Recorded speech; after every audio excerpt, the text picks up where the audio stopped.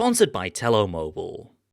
Look, you've seen them all by now if you're a viewer of Android Central. I mean, you're an enthusiast, a fanatic.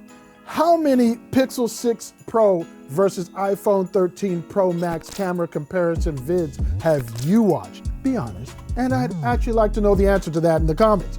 Drop a number down there for posterity's sake. Well, it's Wakanda forever for me, so. We don't do that here. I mean, we do camera comparisons, but we don't do that here. Today, my dad once told me that the wise man listens, even to the fool.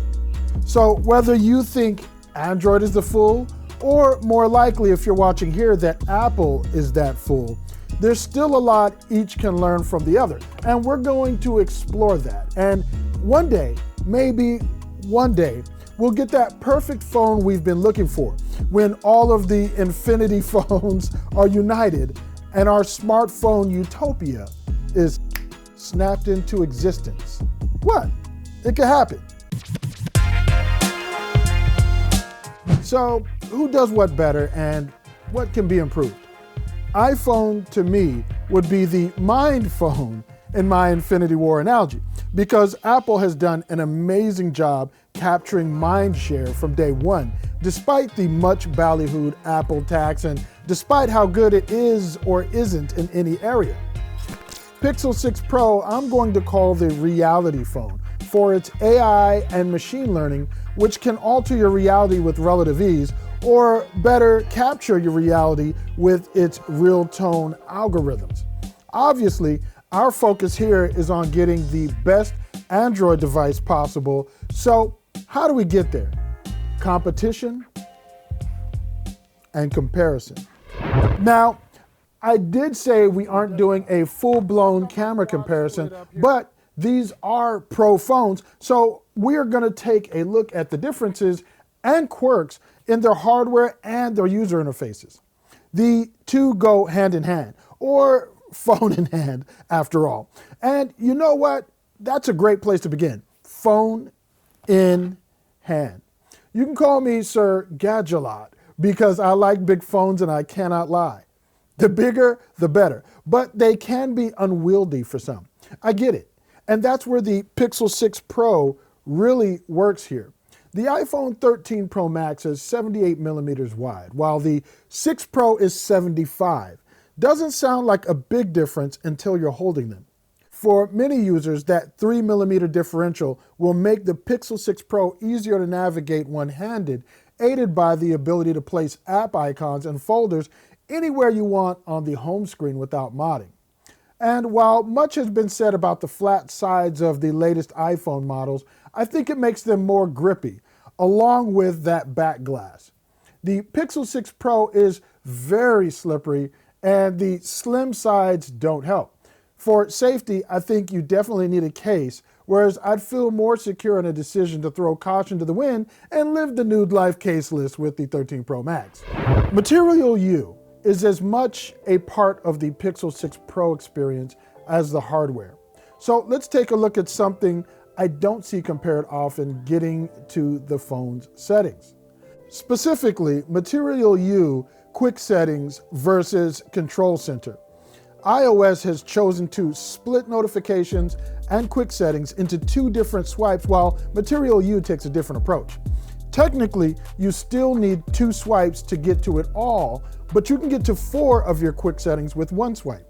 With Material U, you get more granular controls, like the ability to turn cameras and your mic off and on. And arrows on tiles indicate the ability to expand them for more settings when you tap. You don't get those indicators on iOS, but tap and hold to get to the deeper layer of options if they're available. And on only one of these phones do I automatically know which has more available at a glance. I will say this though, I definitely like how iOS handles wireless comms with its grouped tile. Turn everything on or off with a tap, or tap and hold to expand. It's more intuitive than how Material U currently handles wireless comms. With Material U, you get 8 tiles on 4 pages max for a total of 27 shortcuts if you count brightness controls.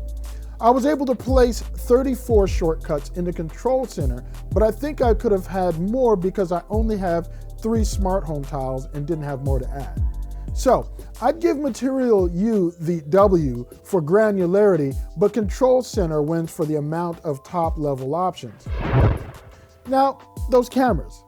You've seen the photo comparisons ad nauseum, but it's the features which get you to the photos which I'm going to add to this review. iPhone has more fluid switching between lenses and faster processing. Take a pic, then go to the gallery. Here's a portrait mode example. I see the pic, and as you can see with the iPhone, the availability is immediate, but the Pixel 6 Pro takes about half a second more. Hashtag first world problems. But let's get to some more impactful differences. Neither Pro phone has a real Pro camera mode, but the Pixel 6 Pro gets closer than the 13 Pro Max. You can lock manual exposure, which gives you separate brightness and shadow controls and manual white balance, and then reset them once you're finished.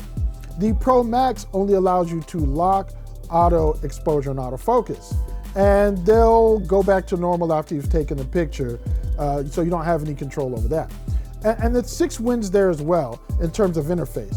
For autofocus lock, you get a circle overlay locked on the focal point, whereas you just lock the focal point on the iPhone with this status indicator that doesn't stick with your subject.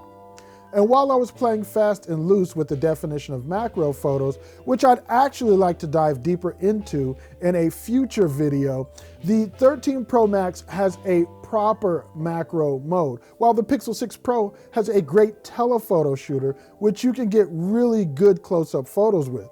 When it comes to the telephoto lenses and how they handle zoom, one thing I find quite interesting is that both phones at times crop the main sensor when zooming in to a certain degree in low light instead of using the telephoto lens. Here's my dog, or a proxy of my dog, it's a stuffed animal, in a darkened hallway. The Pixel 6 Pro and sometimes won't use the telephoto lens until I hit about 8x. Other times, it actually does switch to the 4x, as you can see here. The 13 Pro Max only uses it if I obstruct the main lens, but as soon as I take my finger off of it, it switches to the main sensor. So we're paying for all these multi-lens systems, but are we really getting full use of them if they favor the main lens because the other lens can't handle the certain task quite as well? So let me stop you real quick in the middle of this comparison for another comparison. You should be comparison shopping all your phone rate plans and all that, and you should be comparing my perfect British accent from my previous Tello ad with my perfect American accent that I'm going to drop on you in this Tello ad. Check it out.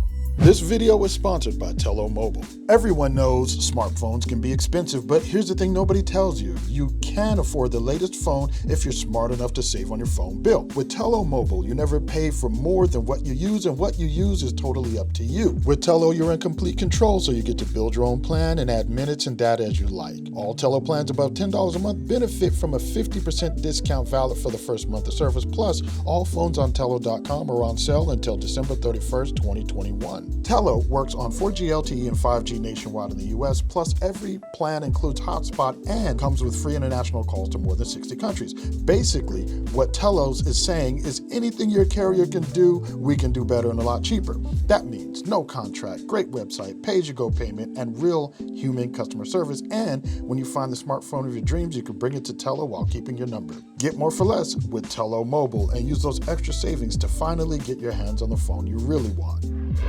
What are most of you going to be doing with your smartphones most of the time when you're not taking pictures? Watching content. And I'll have to say that when the Pixel 7 Pro rolls around, I'll need them to up the peak brightness and be able to hold it for sustained periods of time. Indoors, look, it isn't going to matter as much, though the 13 Pro Max is noticeably brighter, but living here in sunny Southern California, outdoor content consumption is going to be a pain point with the 6 Pro. And that goes for sunny days and summer months in any state. Don't get me wrong, both displays look really good, particularly the 6 Pro for $200 less than the Pro Max. But if we're being honest and talking about a better Android or building a better Android, you'll just have to call me nit-picky. because that Super Retina XDR at 1200 peak nits of brightness is what you want for a display that's solid indoors and out. And while we're talking about inside now, let's look inside at what is arguably the most important component of a smartphone besides the processor, the battery. Now, this phone has the first gen tensor inside, so I'm sure we'll see more tweaks and better optimization over time, but being someone who uses both iOS and Android as my daily driver, the iPhone 13 Pro Max is the clear winner when it comes to stamina. I'm a heavy user and leave the phone off the charger for a couple days sometimes. I'm regularly getting over 5 hours screen on time with 75% or less battery drain. I never have fear of running out of juice, but the Pixel 6 Pro I can't say the same for. Now, if I made more phone calls, that may not be the case as both phones are fairly close in terms of that. But for the things I do most on my phones, the 13 Pro Max is just a beast of a machine. So, that's my take on some of the differences I haven't seen discussed enough. What I think the Pixel 6 Pro can learn from the 13 Pro Max, and what material you can learn from iOS. The 6 Pro already gets a lot right, but there's always room for improvement, and manufacturers putting out better experiences than Google only means that we'll eventually get better product from Google. Or at least that's how it's supposed to work. Hey, I'm Tshaka Armstrong. I don't take it lightly that you've taken the time to watch here with us. Leave a comment below. I'll get to them. Love chatting with you guys in the comments section. I'll catch you on the next video.